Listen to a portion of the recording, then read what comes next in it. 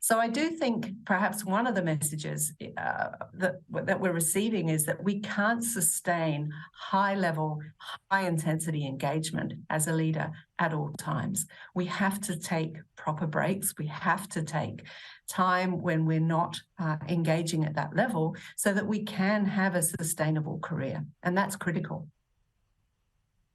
So, Anya, it's suggesting that burnout, exhaustion is a sort of modern affliction that has been exacerbated by blurred home and work lives, being connected to technology. There was the COVID pandemic and the stresses associated with that.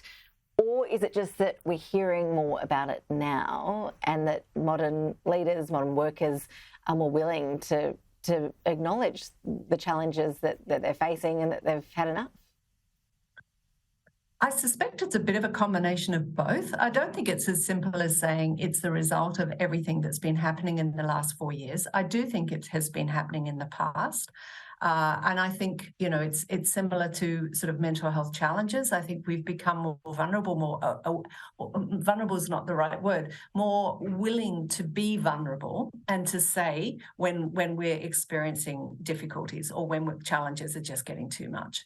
So I think its norms have shifted in the workplace, and I think people are more willing and see themselves, if you are a values-based leader, then being vulnerable and being authentic and explaining what your situation is part of being that kind of leader. So I think we're seeing more of that come through. So I don't think it's that this has never happened before. Of course it's been happening. We've just been masking it. And I think now people are more willing to admit it. But because of the last few years, and perhaps, as you say, the level of technology, the blurring, the pandemic, all of that has created sort of a